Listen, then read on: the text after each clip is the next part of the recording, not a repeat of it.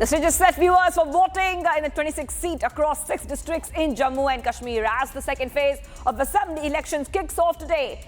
Now, voting will take place in 15 seats from the Kashmir Valley, 11 in the Jammu division. According to the Election Commission of India, 2.5 million voters are eligible to cast their ballots in this phase. Polling will begin at 7 a.m. That means polling has just started and it will continue until 6 p.m. And it's going to be a very important phase because a lot of key candidates are in the fray. We're talking about National Conference Vice President Omar Abdullah, Congress Jammu and Kashmir Chairman Tariq Hamid Kara, BJP Jammu and Kashmir Unit President Ravinder Raina, and Apni Party Chief Altaf Bukhari.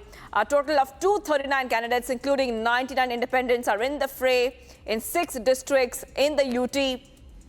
Omar Abdullah is contesting from Kashmir's Gandarbal and Bargaon constituencies, and voting for both seats will take place in this phase. We are seeing a lot of details come out. We also have JKPCC Chief Kara contesting from Central Sheltang, where he is pitted against Abdul Qayyum, PDP, and Zafar Dar from the Apni Party. I want to go across to our colleagues joining us. Let's go to our colleagues. So we have with us Arawat, we have Zina joining us live, Srinagar and Lal Chowk. I just want to go first to my colleague Zina joining us live, and we also have Gursimran joining us live from Nowshera. I'm coming across to you right now, Zina, first. Take us through, why this is going to be a very important phase. We see that a lot of central areas where you are also going to the polls, and voting has just kicked off, I believe. Go ahead and take us through what's happening on ground.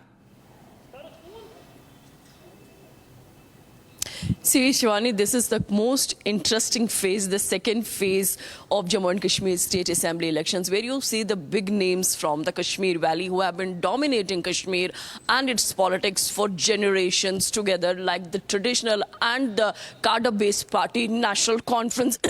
If we see Kashmir and from the perspective of the assembly polls in the second phase, it's a cadre-based vote that will be polled today from the National Conference that is known as this Srinagar, and the Central Kashmir, Budgam or the Gandarbal is known as Abdullah's Bastion. But the question is that how much vote they will be able to gain or to attract towards its party right now, as it is the game of independence too. Coming from the Kashmir, it's some 94 candidates in fray, but out of 90, I beg your pardon, it's 93 candidates in fray, and out of 93, some 44 candidates are the independent. So independent game in fray, because at the one side we see the National Conference Vice President Omar Abdullah, who's hedging his seat from Central Kashmir's Gandarbal as well as the Budgam. You see the Gandarbal. Gandarbal has been the bastion of Sheikh Abdullah, Omar Abdullah's grandfather, who has never lost the seat. Then the seat went to Farooq Abdullah's kitty and also to Omar Abdullah in past. Right now Omar is trying his luck from Gandarbal, and apart from this time he's also coming from the Budgam, because he has been the MLA Birwa earlier and he switched from Birwa to Budgam this time.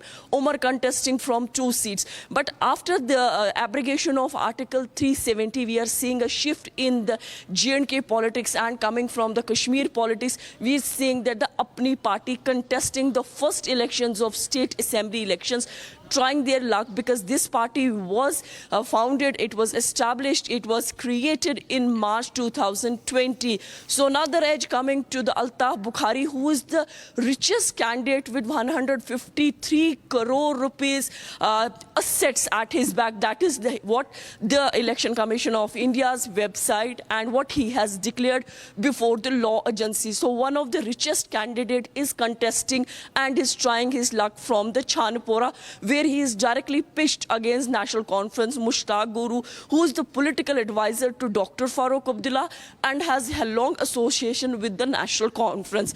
Coming to Congress, we see from the Central Shalting, this is the first time that the seat has come up after the Delimitation Commission exercise, the Reorganization Bill of 2022, where from the Tariq Hamid Kara, who has been elected recently as Jammu and Kashmir's Congress president, he is trying his luck from there. Rahul Gandhi recently came to address the people to ask for the votes in favor of Tariq Kara, where he is pitched directly with the independent candidate Irfan Shah. We are seeing that Shalting is going to be interesting because the president of Congress will be contesting, and also the Rahul Gandhi has recently visited and had addressed the audience. When we see the PDP bastion, PDP has been trying the luck from all these constituencies this time. Particularly the focus has come from the central Kashmir's Ganderbal, where again the Umar Abdullah is in direct touch with the pitched against the PDP candidate. Will PDP be able to swing the votes in favor or the National Conference, the traditional belt of Abdullahs in Ganderbal? Again, they will choose the Abdullahs for to rule that, because we are seeing the ST push also there.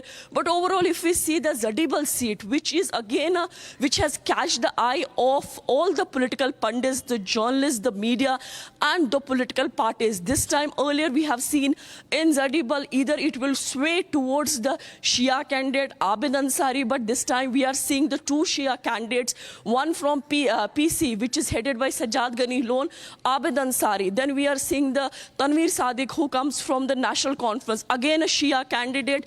And then we are also seeing the former mayor of Srinagar City, Junaid Mattu, as an independent candidate. Where will this vote go? Because we are seeing on ground the Shia vote, where we see the most of the votes will come in. That vote has been divided into three parts. One, Abid Ansari is the Pir Muridi vote. The second one is Tanveer Sadiq's, again a Shia vote. Then we see the vote of the Sunnis. That will decide the fate of the candidate whosoever will. So it's a very interesting election coming from the day. And right now, the polling station where from we are reporting, this is a high-five polling station, because this polling station is usually seen as the Abdullah's polling station.